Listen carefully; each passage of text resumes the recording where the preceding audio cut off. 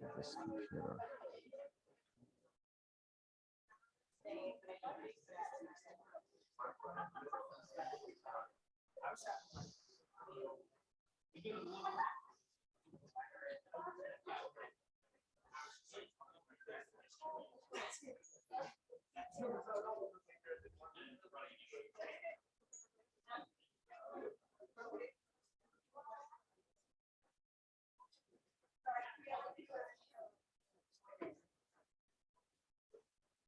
Okay. Let's see. Am I missing anything? Hello, hello, hello. All right, let us get started. Today, we will finish up with direct solvers, tri-diagonal matrix algorithm. I hope you got your laptops with you. It's mostly going to be a programming session together. We're all going to be like one huge group, and I'm going to be part of that group, okay? So we're going to be programming together. I'll be typing on the screen on my computer, which is displayed on the screen, and you'll be typing on your computers, and we'll be walking around and talking about things. Apologize about the change in student hours yesterday, and if some of you tried to go in and waited forever in the waiting room, I apologize for that. I had student hours today. Tomorrow, unfortunately, I have to move the student hours as well, and I will move them. I'll send an announcement probably from 3 to 4. So I will let you know of that. Again, apologies, things happen.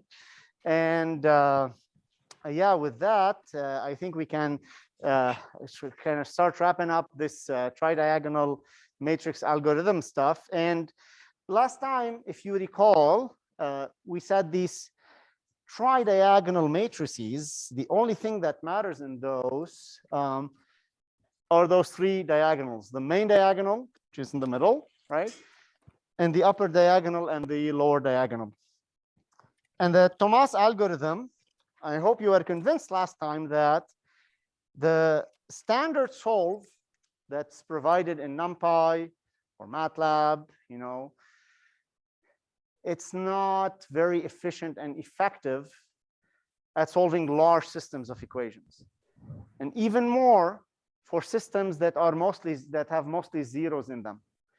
It just so happens that the tri-diagonal system has a direct method called the TDMA or Thomas algorithm that gives you the exact answer. So the TDMA, the Thomas algorithm, is as good of a quality as a direct solve method, as an A inverse method. Okay, it's the same quality. It gives you it's going to give you an exact answer. Okay, the only error is going to be a round off error.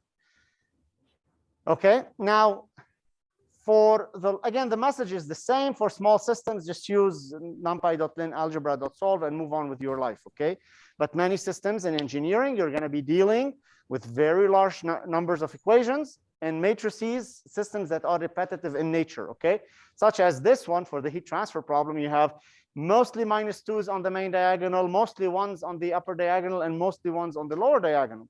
Okay, so it would be silly to go ahead and typeset all of these diagonals for the Thomas algorithm to typeset them individually. So we talked about a mechanism to do that effectively. Thankfully, MATLAB and Python and other programming languages allow you to do this. And one of the most useful for this type of problem, the most useful function is numpy.ones. Okay, it creates an array of values 1. Okay, and the number in parentheses is how many 1s do you want. So if your matrix, if you have 50 equations, right, 50 by 50 matrix, your main diagonal is going to have 50 entries in it, right? And the lower diagonal is going to have 49. The upper diagonal is going to have 49. So that's how you use it. np.ones, 3, you get 3 1s, 5, you get 5 1s. Now, with that, you can build more complex entries. So let's say you want to create a bunch of -2s for this system. You simply multiply np.ones by -2. Okay, so that gives you -2, -2, -2, -2. And then you say, okay, well, with this system, I need to modify the first entry and the last entry. Now, those correspond to the boundary conditions, if you remember when we kind of did this by hand. So you need to change those to 1 and 1. So what you do after you create your array or your vector for the main diagonal or the lower or the upper, it doesn't matter. Then you just access the first entry, which is indexed at 0. So you say D0 equal 1. So that changes this array to 1 minus 2 minus 2 minus 2. We still need to change that guy at the end. You start indexing backwards. Okay. So that's a much cleaner way of indexing, because you don't have to know the size of your array. Like, what was the size? Is this n minus 1 or n, or don't worry, index backwards. I want the last entry, d minus 1. I want the second from last entry, d minus 2. I want the third from last, d minus 3, and so on. Okay. Pretty nice little trick. Okay. Now, with this general form for the matrix, and like I said last time, all you need to know is the structure of the matrix. And in exams and homework, I'll just give you that structure. Say this system, this problem has the following structure for the matrix. You know the first few entries, and everything is repetitive. And so for this particular problem, steady state heat transfer, fixed temperatures on both ends with a source, heating source in the middle, somewhere in the middle. You know, for 3 points, you get this. For 6 points, you get that. It just repeats. For 10 points, it just all repeats. The only thing that is going to be different is the first entry here. You get 1, 0. The last entry, you have 1, 0. And everything else is 1s, minus 2, and 1s. Okay. Now, clearly, on the right-hand side, you also have to be careful. The first entry is always the boundary condition on the left-hand side. The last entry is the boundary condition on the right-hand side. And everything in the middle is these kind of source terms, okay? And I'm showing you code over here. We're gonna, don't worry about this. We're gonna do this together now with the in-class illustration, all right? So I want you to ramp up a fresh Jupyter notebook. We're gonna type everything from the beginning. So if you're still kind of a little bit behind on the programming, this is your opportunity to get your hands, your finger muscles working. Okay, we're gonna typeset everything in the notebook from scratch. You're not gonna get any notebook with gaps or anything like that. Okay, so go ahead, ramp up your favorite Jupyter notebook. I even have a little box says here, together solve the heat transfer problem. Okay, that's cool. All right. I am probably gonna need the slides. So I will keep them floating around over here. And I'm gonna go over there. Okay. And so what I will try to attempt here is actually work through this with you together without any guide on my end, so I can make mistakes along the way. And then you can see how kind of we think about those mistakes, how I would figure out how to fix them. Okay. Sometimes, you know, I make less mistakes because I've been doing the same problem over and over again every year. But every time there's usually a mistake that I'll make, and then I hope you'll point that out to me. Okay. So the first thing that I'm gonna do is so let's kind of remember the problem that we want to solve, and I'm gonna take my slides over here. Okay. So this problem that we're solving is this guy. Okay. Perfect description here. There's maybe I'll go to, and this is what my slides actually look like. Thousands and thousands of slides. Yeah, this is the question we're solving. This is the problem we're solving. The heat transfer in a slab or rod, fixed temperatures on the left and the right, and with some heating source somewhere in the middle, in between, whatever. Okay. Now that heating source could be an exponential or something. That's we'll describe that in a second. Okay. So okay. So we want to program this matrix. Now the first thing I do is I usually I open like an old notebook, another notebook that I have, and I just grab a bunch of things that are useful for me. So for example, I always want NumPy, so I always import NumPy as MP. Guys in the back, do you want me to zoom in a little bit more? Perfect. Okay, maybe I'll just zoom in one level because I cannot see it. I have like, my vision, after 30, your vision starts, deteriorating. So, and I'm also gonna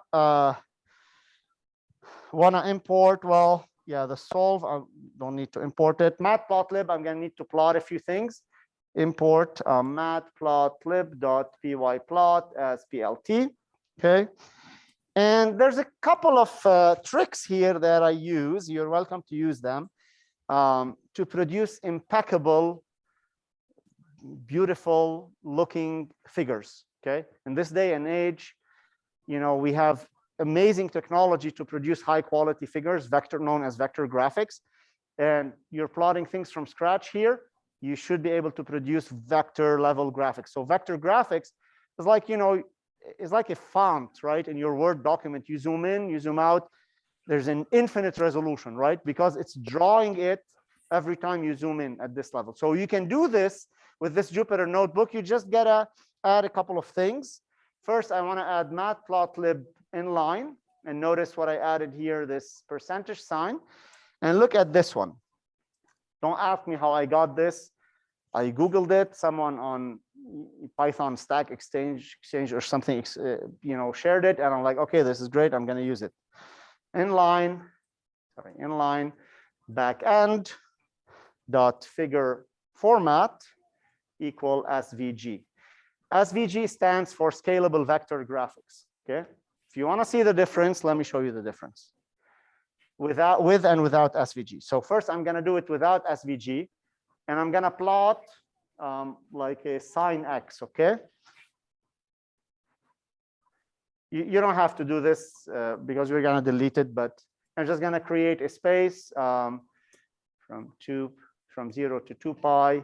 And I'm going to plot pld.plot x and p.sine x. Okay. So this is without SVG. If you can tell, this is not a good quality graphic. You can see the pixelation showing up over here. This is a raster type graphic. Okay. If I zoom in a little more, look at it, how rough it is. Okay. Can you see how rough the plotting is? Compared this, for example, to the letters over here, which are impeccable. Okay. So, okay, let me turn on now the SVG format. So I turned on SVG. Now look at this.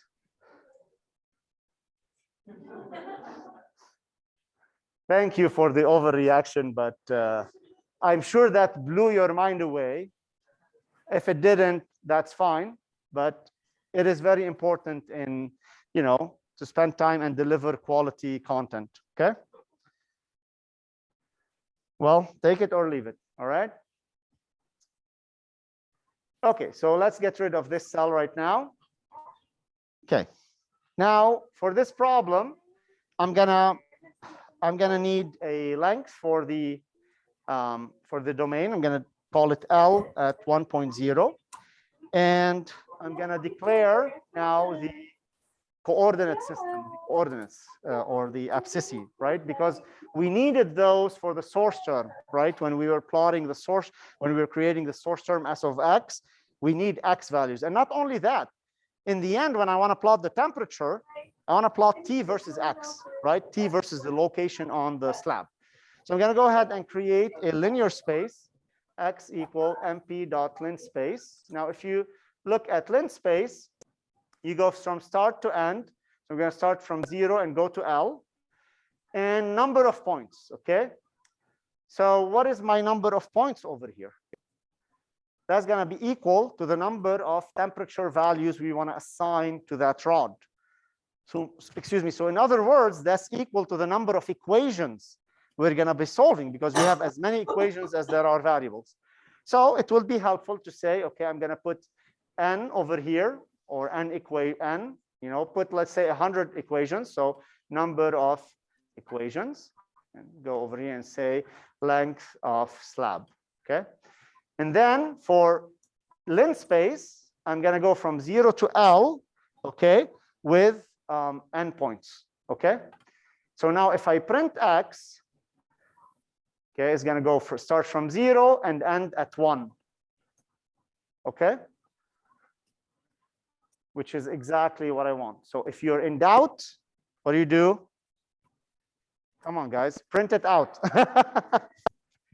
Later, we're going to have another one. If you're in doubt, plot it. It doesn't rhyme, but so, okay, perfect. If this is too much, just do it for like 10 points, for example, and you get a little bit less. Okay. So now how do you get delta x? We also remember we need this delta x. If you look at the slides over here, we had a delta x over here everywhere. Okay, so you can get delta x in a couple of ways. Either do dx is equal to L over n minus 1, okay, because that delta x is an interval. So if you have n points, you have n minus 1 intervals. Okay, so that gives you delta x. Or you could do another way, delta x, you could take that linear space and just subtract 2 points in it. Okay, so let me print x again. So if I take this guy minus that guy, or this guy minus that guy, or this guy minus that guy, it's going to give me delta x, correct? So you can take any 2 points from the linear space to build your delta x. So you could do, for example, dx is equal x1 minus x0. Okay, whichever one you like. Okay. Okay. So now we have our lin space, our delta x, our number of points, our L, kind of all the. I'm thinking about the inputs for this problem. There's more inputs clearly, which we need the source term, we need the temperature boundary condition on the left, the temperature boundary condition on the right, and so on. So we're going to start putting those together one step at a time. But first, I want to define the source. And one source term I really like to define. So let me turn this into a text cell. Let the source term be s of x is equal, let me see, alpha times alpha e to the power,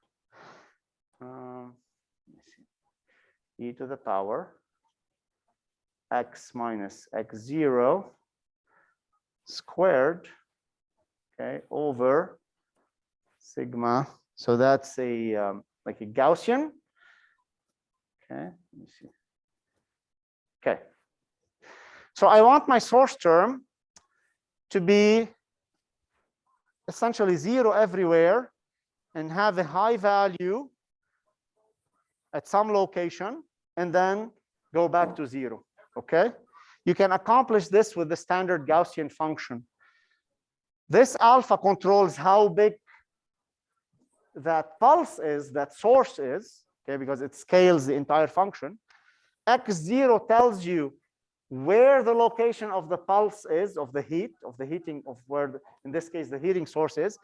And sigma controls how wide that pulse is. If you haven't dealt with the Gaussian in your math classes before, this is a good introduction for it.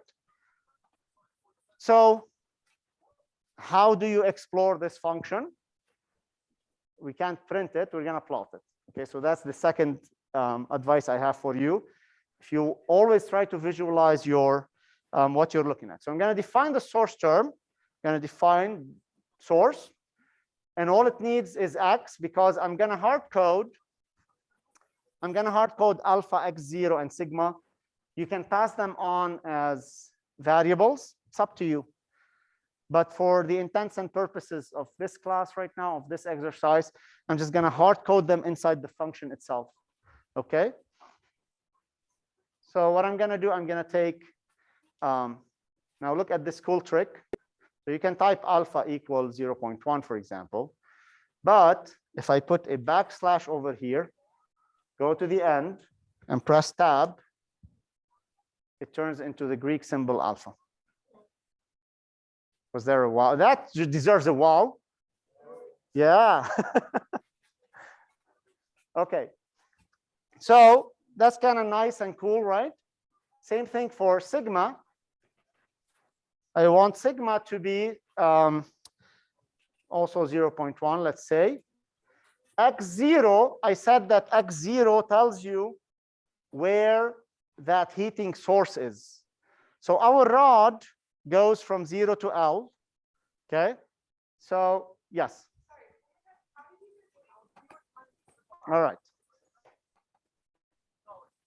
You just type in backslash and type the word alpha and then press tab at the end. All right. Okay. If you want to put your name tags in front of you, I'm starting to remember you. Okay. But sometimes you wear a different mask and I'm like, who is this person?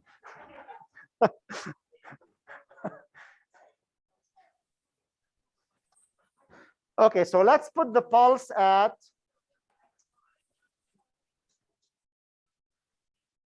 That's a great name tag. Yep.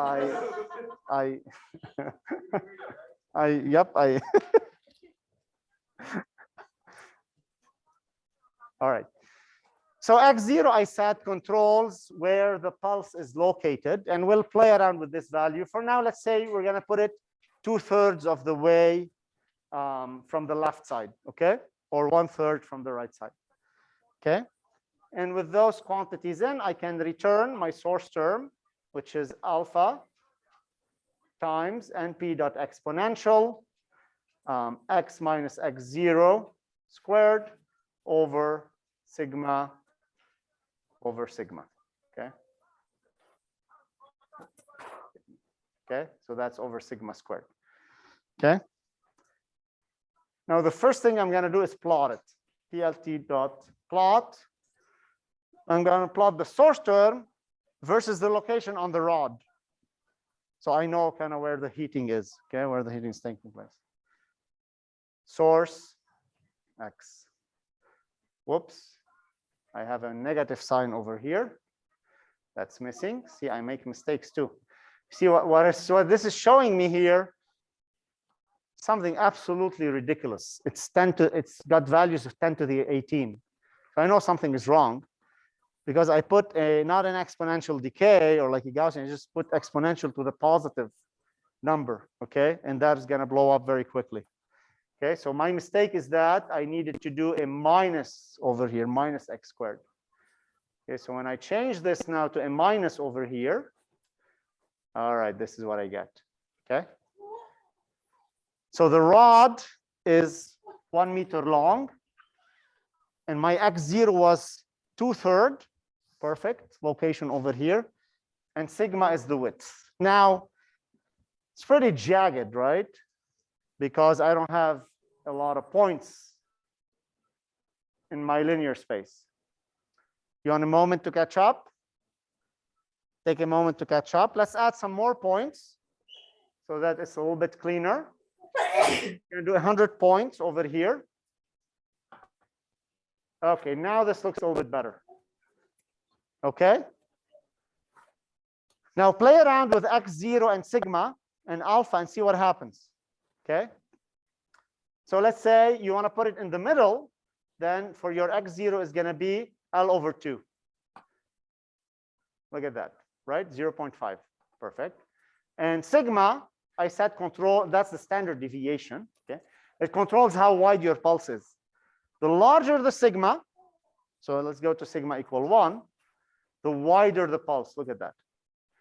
The smaller the sigma, the more of a very targeted pulse it is, okay? So this is a pretty cool way to describe a heating source, saying, you know, I got heating just around 2/3 of the rod, or I got heating everywhere. Pick your poison, okay? But that's kind of the fun thing when you're dealing with these kind of mathematical functions. Not kind of mathematical, they are mathematical, so I stand corrected. And alpha shows the magnitude of the pulse, kind of like, you know, alpha equal 1, gonna peak at around 1, okay?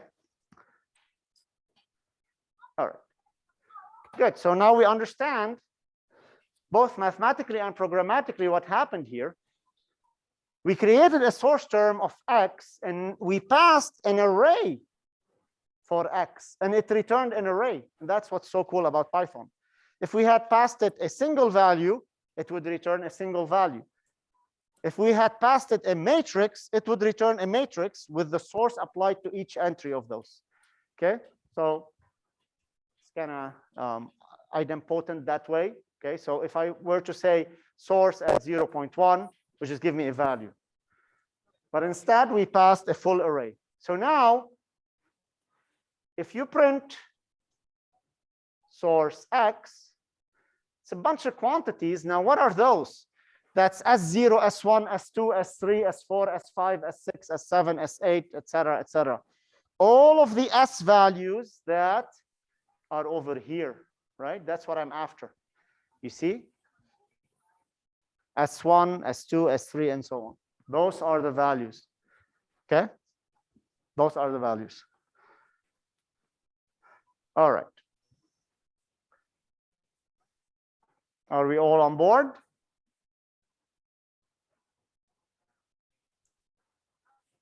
Okay. What's next? You know, we got the source term, we have the number of equations determined, L, etc. It's time to start building that matrix. Yes. Okay. All right. So I will start by putting the temperatures. Let's choose T on the left to be 300. Temperature on the left. T right is equal, let's say, I don't know, 350. Temperature on the right. Right. Okay, so this is in Kelvin. Okay. Done. Okay. And I still have one more item that I missed, which is the heat transfer coefficient. So if you look at the slides over here, I still have this K. And I described this, you know, last time. This K just tells you how fast heat is being transferred. The higher the K value, the faster the heat is going to move. So, you know, take a piece of metal, heat it on one end and grab it on the other. It's going to warm up much faster, right, when you're grabbing it on the other side than, you know, porcelain, for example, or, you know, some other material, right? So because the heat transfer coefficient is different, okay? So the higher the K, the faster the heat is going to move in that slab, okay? All right, so let's pick K, you know, 1e to the minus 5. We can, that's just kind of typical value. We'll play with those values later. Okay, so now we are ready to build the diagonals. Okay, who wants to help me with this? Let's start with the main diagonal. Main diagonal, anyone? Going once, going twice. All right, let's go with Kevin. Yes, what do you want to name it? My awesome main diagonal. Okay, so I'm going to call it MD, main diagonal, okay? Okay. Uh-huh. Uh-huh. How many of those? Yes, yes. So, and we call that very creatively, we call that N. We can call it N equations to be unambiguous, but let's leave it at N. Okay, so now if you print MD, you have just a vector of -2's, right? Beautiful, thank you. It's beautiful. Okay, so now how do we modify it, Kevin? If you remember, we need the first entry needs to be 1, the last entry needs to be 1. Uh-huh. MD0 is equal to 1. Uh-huh. Is equal to 1.0. So the first line, what it does, it takes this entry, the first entry, and makes it 1. And the second line takes the first one from the end and makes it 1. Okay? So let's print and see. Ta-da. Beautiful. 1, 1. Okay? All right. Maxime, do you want to take the lower diagonal? Go. Uh-huh. But NP dot ones, right? How many? I'm not leaving you. N? Yes. Good point. Okay. So why? Because the lower diagonal has one element less than the main diagonal.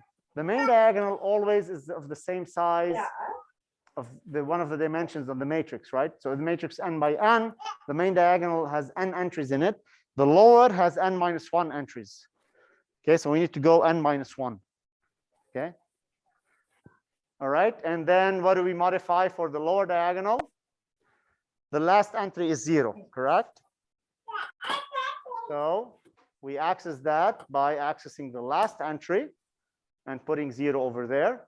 So let's print lower diagonal. It's all ones. You got a 0 in the end. Okay. All right. Still some typing going on for everyone to catch up.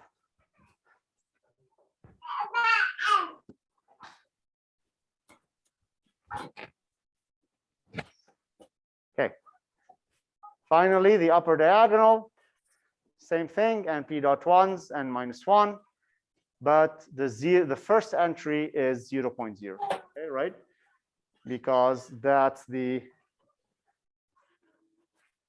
upper diagonal over here. Okay. All right. So what do we have left? Let's see. We have everything except the right-hand side. Right? So who wants to do the right-hand side?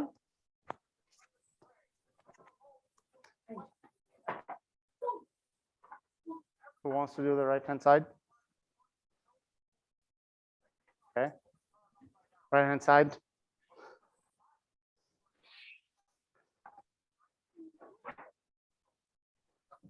Let's call it right-hand side. What does the right-hand side contain? It's minus delta x squared times s over k. Okay. So how do we do it? Do we do NP dot ones?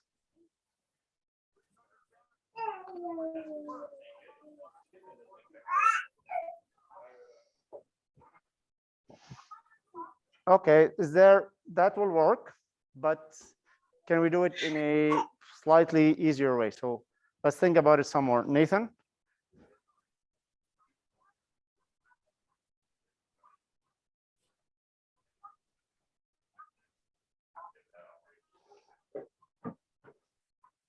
Okay, so you're doing like a for loop or?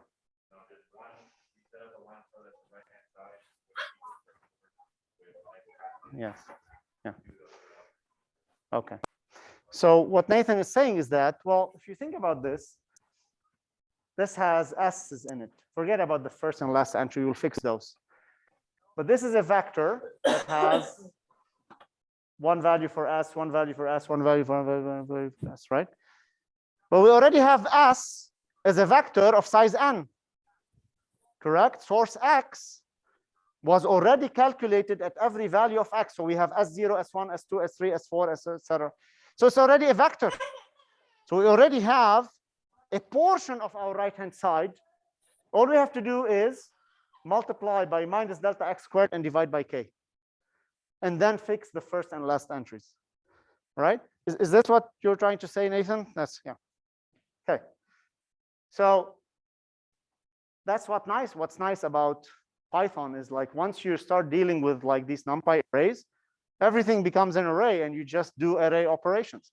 So if I were to take the right-hand side and just say minus dx times dx over k times s or source, what did we call it? Source of x, what do you think is going to happen?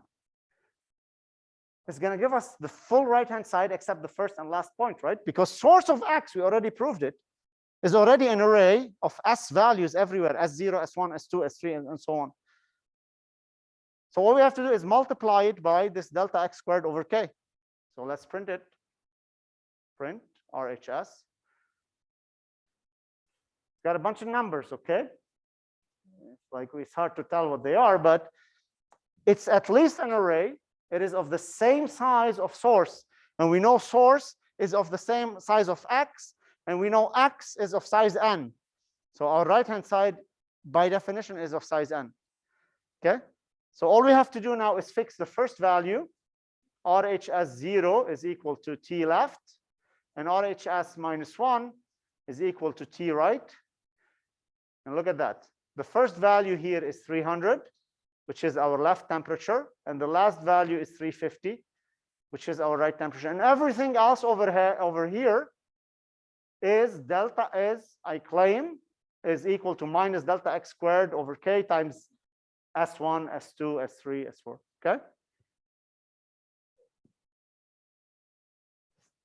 All we did was take an array, an already existing array called source, and multiply it by a scalar value minus delta x squared over k.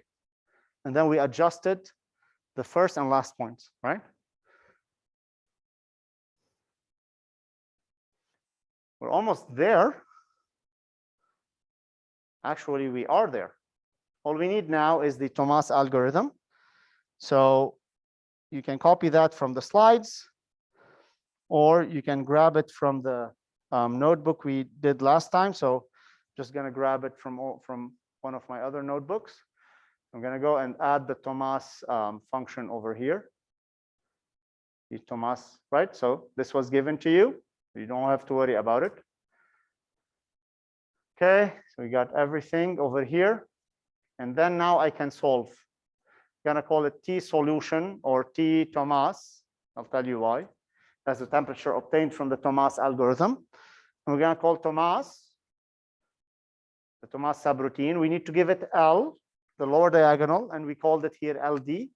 The main diagonal, we called it MD. Upper diagonal, we called it UD. And B, we called it RHS. Okay, it did something. What do we do next? First thing you want to do is just visualize your solution. You can print it, but with 100 points, you're not going to be able to tell much. Okay, if we were doing like 4 or 5 points, that's fine.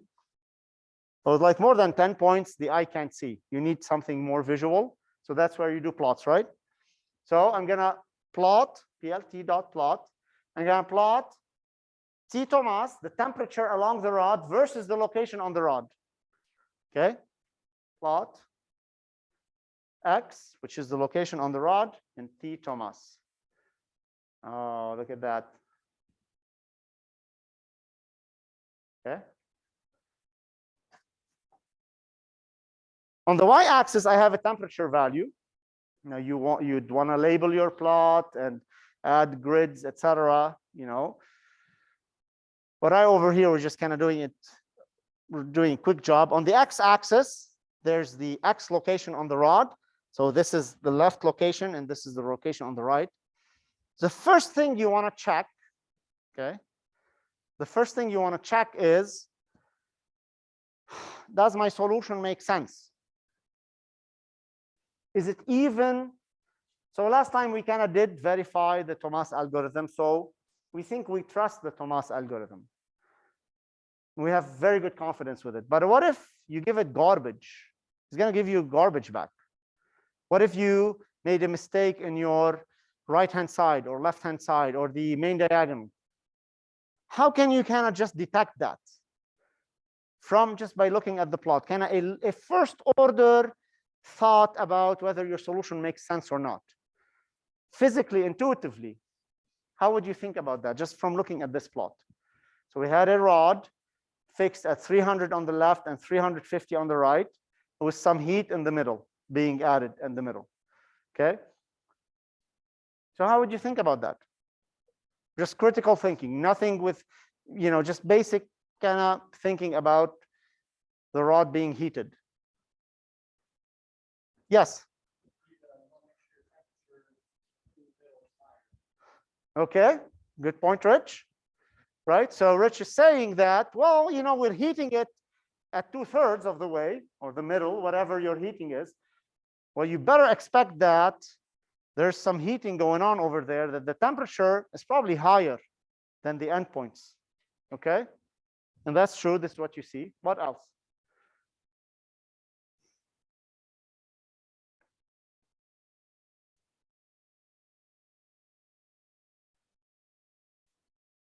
Yeah. Thank you. Yes. Oh, what's your name? Oh, I can't see. Griffin.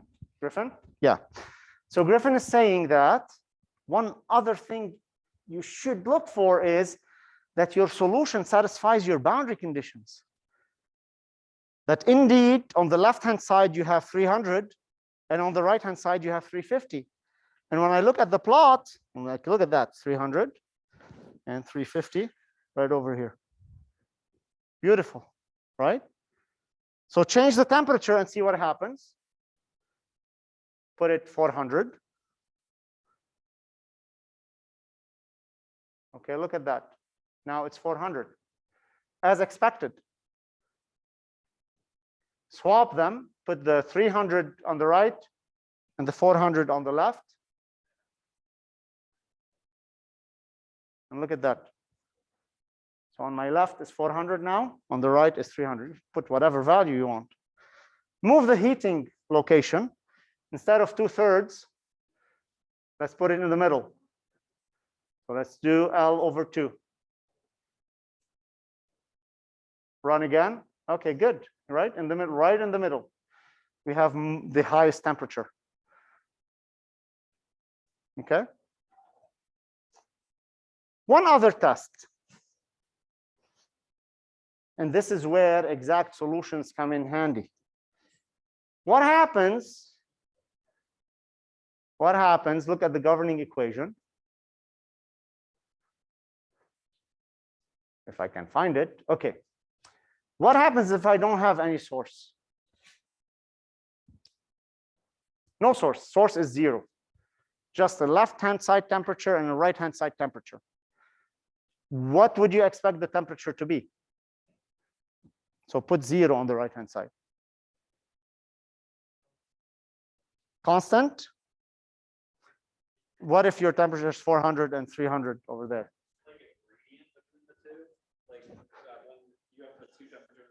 Yeah. Straight line. Yeah, exactly a straight line. Think about it. Second derivative equals 0. Second derivative of function equals 0. That function is a straight line. The answer, the exact answer in that case is straight line. Let's go ahead and do that. So let's put our right-hand side to be equal to 0 times 0. Look at that. 400 on the left, 300 on the right. Straight line exactly. Gradient.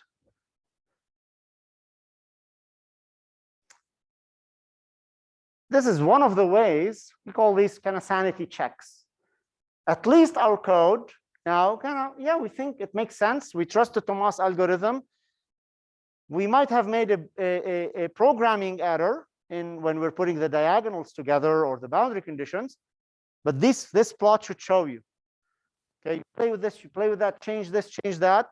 You come up with a hypothesis. Say, if I change my temperature over here, then I expect the temperature to change in the plot. Let's see what happens. If it does, then you're good.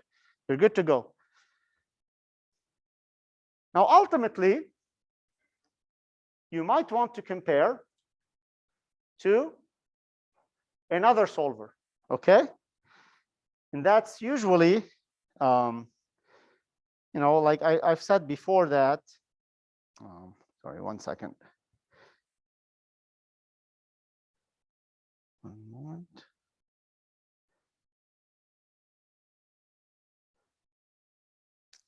Yeah, so one other thing is you want to compare maybe with one of the other solution methods like numpy.linalgebra.solve or the inverse. Okay. But that's going to pose a problem for us because that matrix is huge. 100 by 100. So far, we've entered these matrices manually by hand, right? When we dealt with the 3 by 3 or 4 by 4 system, we input the matrix. It was a small matrix, took us 30 seconds to input it.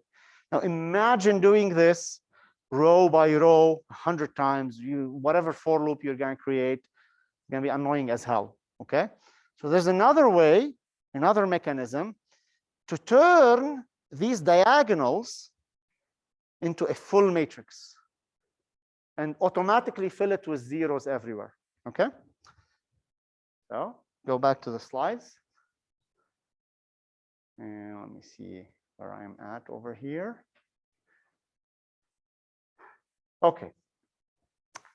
And I call this building a dense matrix from diagonals. In other words, if you only have a few non-zero diagonals in your matrix, you know them. And again, this is very common in heat transfer fluid mechanics problems. You get these diagonal matrices, not diagonally dominant. You get matrices with non-zero diagonals in them. So you know the diagonal. You have a formula for each diagonal. You know what it is. But then to use one of the standard methods like inverse or solve, you need the full matrix, the diagonals and the zeros along with it. To create that full matrix, there's a little neat trick you can do by converting the diagonal into the full matrix. And here's how you do it. There's a function called diag. The diag function takes a vector and you tell it where that vector is located in a matrix. So you could say on which diagonal it is located. So the zeros diagonal is the main diagonal. The +1 diagonal is the first upper. +2 is the second upper. +3 is the third upper, and so on. And conversely, -1 is the first lower diagonal. -2 is the second lower diagonal, and so on. You give it that vector, and it turns it into a matrix and fills it with 0 everywhere. You can use one diagonal. You can use 15 diagonals, add them together, and it will create the right matrix for you. Let me show you. This is the synopsis or the signature of diag. It takes a vector v. So that's in our lingo, np.1s or 2 minus 2 times np.1s or delta x squared over k times s. Doesn't matter. It takes a vector, a list. Okay. And it takes a number k. So that statement, diag vk, creates a full rank matrix, all zeros everywhere, except on the kth diagonal, where it puts the vector v on the kth diagonal. K equals 0 is the main diagonal. K equal 1, first upper. K equal -1, first lower. K equal 2, second upper. K equal -2, second lower, and so on. Okay. So let's do this in Python. So I'm going to do from NumPy import diag. Okay. And I'm going to create a vector over here. V is equal 1, 2, 3, 4. Okay. I'm going to do diag v 0. Look at that. Diag v0 took the vector v, which is 1, 2, 3, 4, and put it on the 0th diagonal, the main diagonal, 1, 2, 3, 4, and filled everything else with zeros. How does it figure out the size? Well, it's kind of obvious. On the main diagonal, that's the same size of the one number of rows or number of columns. So you have 4 entries on the main diagonal. Your matrix is 4 by 4. Now, if we move this vector to +1, then your matrix is going to be 5 by 5, right? So let's move it to 1. It put this vector on the first upper diagonal and put zeros everywhere, but it figured out the size that this is because the upper diagonal is of size n-1 for the matrix, right? So now it's a 5 by 5 matrix. Now you can combine those together. Okay, so let's say I had V is 1, 2, 3, or let's call it U, 1, 2, 3, and D we had 1, 2, 3, 4. Okay, then I can do diag U is the first upper diagonal plus diag D for the main diagonal. Look at that. It put D over here, 1, 2, 3, 4, and put U over there.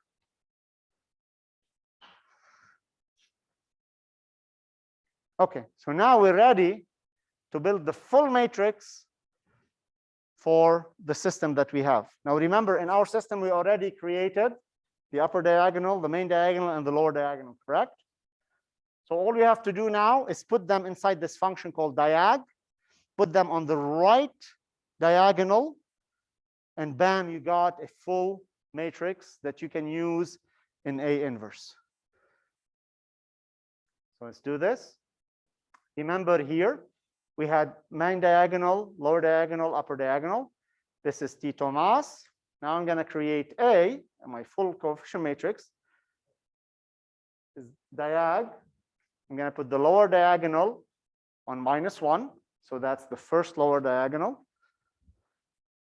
I'm going to put the main diagonal, MD, at 0, plus the upper diagonal, UD, at 1. Okay. Now, if I print A, look at that. It's a full rank matrix, full dense matrix. 1, -2, -2, -2, -2, -2, 1, 0, 1, 1, 1, 1, 1, 1, and 1, 1, 0, 0, 1, 1, 1, 1, 0. Okay. Cool, right? Exhibit A. Now we can do the solve. mp.linalgebra.solve. And for the solve function, you give it the coefficient matrix A and the right-hand side. I'm going to call this T solve or T solve. Okay. All right. So now I'm going to plot T Thomas and T solve on top of each other. So for T Thomas, I'm going to give it a symbol.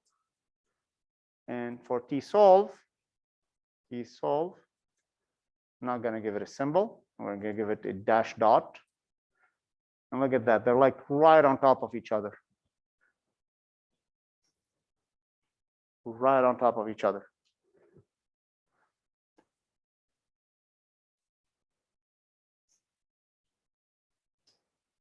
Who did not learn anything today? You learned something today. Yeah. I know it seems easier when I'm around and I'm kind of guiding you. But trust me, it will get easier for you as you just do this process of critical thinking. What do I want? How do I test this? How do I try this? What do I need? What inputs do I need? What outputs am I looking for? Hey, I have no idea how to do this. Let me call Google or ask Siri or call my friends. Okay.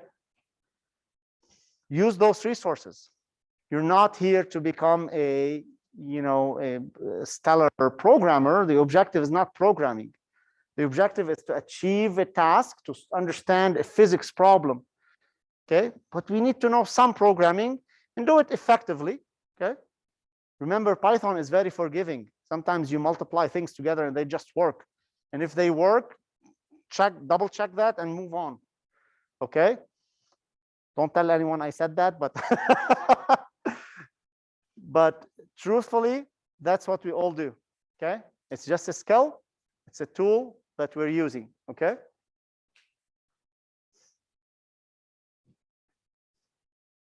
Let me see what I had in the slides on this particular topic. Yep. So, yep. Okay. And then I had this question here that if the Thomas algorithm didn't require knowledge of the full matrix, why do we care about building it? Well, we just kind of answered the question. We need it as a independent check. Okay.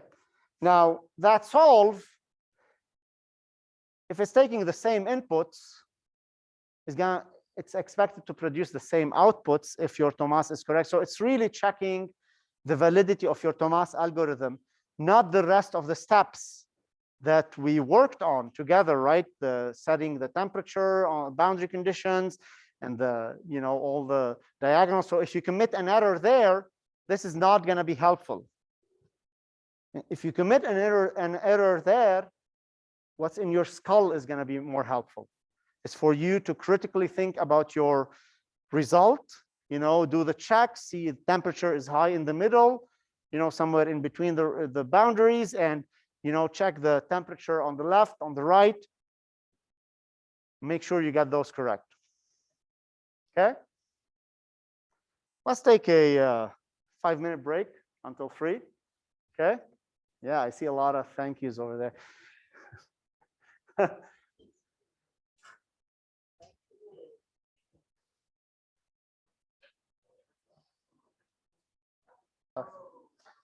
Let's get going. All right, everyone, let's get going. Yes. Yes, I did. Thank you. Okay, everyone, let's get going. I'm gonna turn on. Oh, look at that. I tried to hack into that microphone system earlier, but it didn't work. But I can't carry this with me. It's like if, an act from the 60s, carrying a microphone with you everywhere. There's this presentation by Carl Sagan I was watching the other day. Had a microphone with like a cord that's like 1,000 miles long, and he was walking around, and it's cumbersome. Okay. Okay, hopefully that programming exercise together was helpful. I really hope to do more of those exercises in class with you because I think they have tremendous impact. But trying to balance the objectives of the course, teaching you the material, and all of that kind of makes it complicated. But any feedback from you is useful. If you feel like, yeah, we're dragging our feet on this kind of application, this chapter, let's do more in class exercises, please do let me know. Okay. Now we're going to continue with the second part of our chapter. So if you recall the structure, the hierarchy of these linear solvers for systems of linear equations, we so far just talked about direct methods. We talked about how we use the built-in solvers, numpy.algebra.solve and the A inverse technique. And for one particular system, which is the tridiagonal system of equations, we looked at an exact algorithm called the Thomas algorithm. Very, very efficient, beats any of the other direct methods, gives you an exact answer. Okay. Now we're done with that. We're done with direct solvers. The message is the same. Small system, just use inverse or solve, and don't worry about it. For heat transfer type applications, fluid mechanics, if the system is tridiagonal, go for the Thomas algorithm. But there are systems that are not necessarily always tridiagonal, but they're like almost close.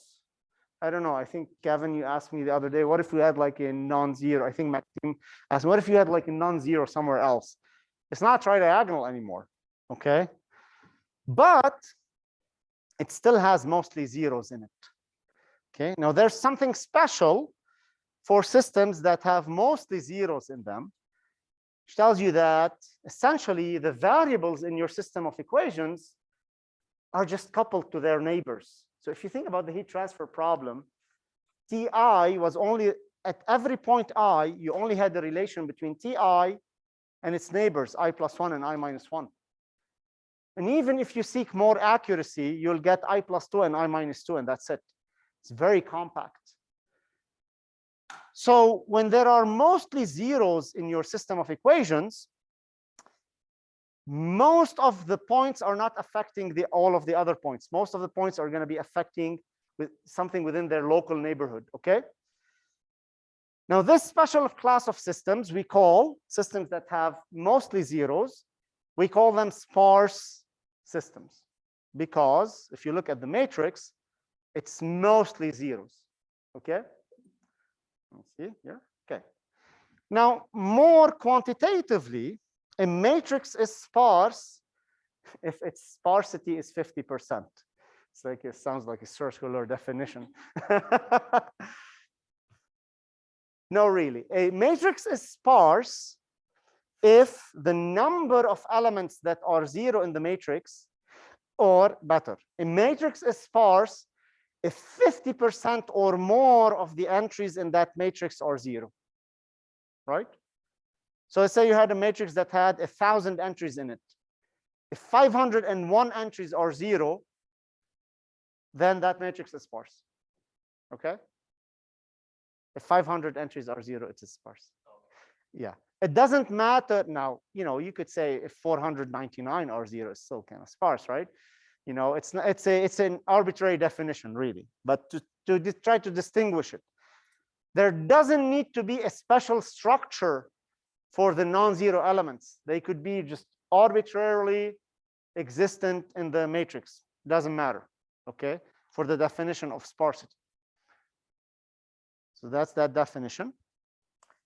And all systems in engineering and the sciences, at least in the kind of hard sciences, where conservation laws are critical, like mass conservation, momentum conservation, energy conservation, all of these laws, they do lead to differential equations, ODEs or PDEs, that once approximated, see kind of the hierarchy of the modeling, start with the law, you develop a mathematical equation, and then you try to approximate it numerically, it almost always leads to a sparse system of equations.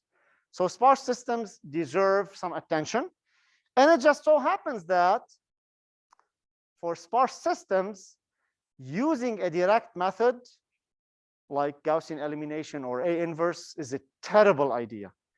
It's a horrible idea. It's even worse than using than when we compared with the Thomas algorithm. So for sparse systems, we use a class of methods called iterative methods. So that's the other side of the coin of iterative solvers. Okay, so that's going to be the focus of the rest of this chapter. And this is really where kind of numerical methods start shining, where you start trying things out. Many things in numerical methods is about trying things out. Say, hey, what if I drop this term and add this over here? What if I do this or that? You'll see a lot of it in iterative solvers, and they all work. Some of them are more efficient than others, and that's how many formulas can be developed, actually. The concept behind iterative solvers is guess a solution. Now, when you have 2,000 equations and 2,000 unknowns, your guess is 0. You just put 0 as your initial guess, okay? Or you just put something arbitrary, okay? Because really, the iterative method, if the system is well posed and the iterative method works on it, is going to converge. It's eventually is going to converge to the right answer. So your initial guess is important, but it's not the end of the world, okay? For small systems, again, just use an exact solver. So really, we're talking about large systems over here. The idea is you start with a guess and then refine that guess using a recipe. Now, where does this recipe come from? We're going to talk. That's what we're going to talk about. Okay. Seems like I'm just doing a sales pitch, repeating the same thing over and over again. Okay. So this is a slide. I don't like to go through this slide, but iterative solvers can be very complex. They range from the simplest methods that we are going to focus here in class, like Jacobi, Gauss-Seidel, and successive over-relaxation, to like very complex method like Krylov space methods. And these are like thousands of pages of manuals and proofs of how these methods work. The world of iterative solvers is very, very complex. But the ideas are the same: guess a solution, develop a recipe to improve that guess, and try to reach convergence, okay? When do you use iterative solvers? When the system is sparse and when it's usually, which means it's faster to solve iteratively than directly. Now, be careful. Iterative methods are not going to get you the exact answer. No matter how tight you put your convergence criteria, they're not going to get the exact answer. There's not only round-off error, which exists in the methods, but there's also iterative error. You can never drive that iterative solution to 0. As we will see later, the iterative method is going to be dependent on how well your computer is able to compute numbers. Okay? You might find systems where that's it, you cannot do any better. That's the best answer you can get with that method. Okay, and the error could be, something significant compared to an exact solution, for example. Now, one critical thing for iterative solvers to work properly is that the matrix needs to be diagonally dominant. Okay, that's an important That's an important thing you need to make sure of before you apply your iterative method. Thankfully, all systems using standard approximation techniques for ODEs and PDEs for physics problems, they always result in diagonally dominant matrices. But the diagonal dominance means that in absolute value, the coefficient on the main diagonal is larger than the sum of all the off-diagonal coefficients. So take a row, okay, take one entry, the entry on the main diagonal for that row. That entry needs to be larger than the sum of all the other entries on that row, okay, in absolute value. If you can satisfy this condition for each entry on the main diagonal, then you are sure that your iterative method is going to be very effective. You might not always satisfy that condition.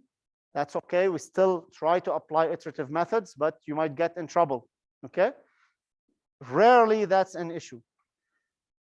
Now, there are techniques which you might have learned in, there's something similar in Gaussian elimination called pivoting. Well, you just simply rearrange the equations or the order of the variables to make it diagonally dominant. Okay, so let me give you an example. There's two types of pivoting: equation pivoting or variable pivoting.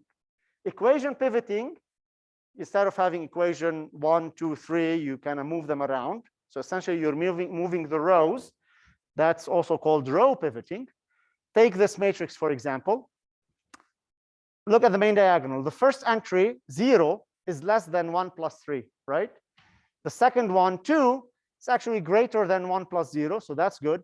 But the last one, 2, is less than 4 plus 1.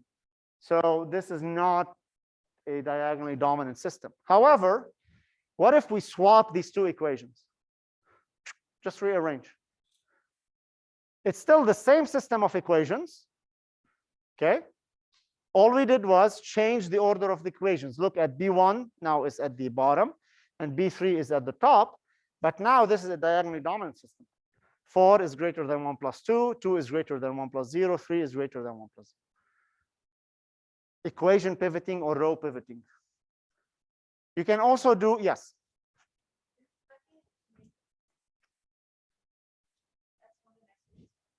No. We just changed the equation. Now, in the column pivoting, you have to change the variable. So this is where you swap the variables. Now, for this same problem, you can swap the columns as well. But in this case, you have to swap the variable order as well. So you swap the columns, these two columns. It is diagonally dominant. Well, make sure that you change your order of the variables. So either think of it as row and column pivoting or equation versus variable pivoting, reordering, okay? Yes. For diagonal dominance, yes. Yes. Now, if it's just like one equation or a couple, it's okay. In reality, I've never in my entire life, my entire career, I've never had to do pivoting in practice, okay? So, but I have to put this for completeness. All right, we have 6 minutes left to discuss the first iterative solver, the simplest iterative solution method for linear systems. It's called the Jacobi iterative solver. It's one of the oldest iterative solvers, okay? And the idea is simple. For a single linear equation with a single unknown, like ax equal b, right? It is straightforward to invert that equation. You just simply say x equal b over a, correct? That's how you solve for x in this case. What if now, if you had two equations and two unknowns, okay, two equations and two unknowns. So our unknowns are x1, x2, x1, x2. And our coefficients, again, I'm using kind of matrix notation here, a11, a12, a21, a22, b1, b2, okay? What if, just entertain this thought with me, okay? Don't be surprised of what I'm going to do. What if we take the first equation and solve it for x1. Just move everything to the right-hand side except for x1, right? So x1 is b1 minus a12 x2 over a11. Now, before you say, hey, what is x2? Oh, just hold on. See what we're going to do with this. So I'm going to solve equation 1 for x1. And I'm going to solve equation 2 for x2. Kind of seems tautological. We didn't do anything, but we are doing numerical methods. So now I'm going to assume that I know some value of x2, and I know some value of x1. So this is the old x2 and x1, and this is the new x2 and x1. Think of it this way, just like in the code, okay? Just like when you were writing code. So we need values for x1 and x2, okay? So what if we start with guesses? That's your initial guess. You start with a guess for x1 and x2. Call that x1 0. That's your first 0th guess. And x2 0. That 0 is a counter. It's not the value. You could have x1 equal minus 2 and x2 equal minus 3. So whatever. Then you say, okay, my x1, my new x1 is equal 1 over a1 b1 minus a12 times the old x2. And my x2 is equal to 1 over a22 b2 minus a21, the old x1. So we know these guys, they are the initial guess, okay? Now what this formula have given us is an update recipe for the guess. So our guess was x1 0 and x2 0. How do you improve that guess? Well, what better way to improve the guess than run it through the system of equations itself? The a11 and a12 and ab2 and b1 and b2 and a22, right? So that's what this recipe is doing, is taking a guess, x1 0, x2 0, and making it a little bit better. Now, even more, you can take that updated guess and call it my. So this is the 0th guess. Now I'm going to have the first guess, an improved guess. Okay. And rinse and repeat. So I start with a guess, x1 0, x2 0. I improve this guess. I get x11 and x21. Now I take that again and run it through the formula over and over and over again. Yes. So this method has been proven to converge. Okay, if the system is sparse, diagonally dominant, invertible, it will converge. But sometimes you do have to worry about divergence if your system is ill-posed. We see this in practice. Okay, we see this in practice, and typically it's usually a user error than a method error itself. Okay, good question. So now you repeat your x1 2. This is not x squared. Okay, and x2 2 is just an improved for x1, and you keep repeating. Okay, this should be, sorry, this should be 2 over here. There's a typo. I'll fix it. This should be 2 over here. And if you repeat this, then you come up with a recipe, a formula, that my k plus 1 value or answer is based on the kth value. When you go back sufficiently, you start from a guess, you improve it, you improve it, improve it, improve it, until you reach a point where we say it's converged. We're going to define what that means later. But that's the recipe. That's the Jacobi method. Very simple idea, right? We take equation 1, solve it for x1. Equation 2, solve it for x2. If you had more equations, then you do the same thing. So here's an example. This is a 2x2 system. 2 equations, 2 unknowns, x1 and x2. You got 4x1 plus 3x2 equal 10, and x1 plus 5x2 equal 14, diagonally dominant. The exact answer is 0.47 and 2.70, okay? And that's my formula over there. So I'm going to start with an initial guess of 0, 0, okay? So my first iteration, now this is called an iteration. This repetitive improvement of the guess, that's iteration, okay? x11, my first iterate, it has x10 over here and x20, x10 over here, which are 0, right? So now we've improved our guesses. My new x1 is 2.5, and my new x2 is 2.8. So we started with 0, 0. Now we jump to 2.5 and 2.8. Now you take those, okay? You take those and put them back in here and calculate and keep calculating and see what happens. This is my iteration counter. For k equals 0, x11 is 2.5, 2.8. Then you take those numbers, put them back again, 0.4, 2.3, and look at that. You converge to the right answer. Like about 50, 60 iterations. Okay? We'll talk about the generalization of this method, how we can write it programmatically. That's our first iterative solver. Okay? All right, I'll see you on Tuesday. Have a nice weekend. Homework was assigned today, due next Thursday. Okay?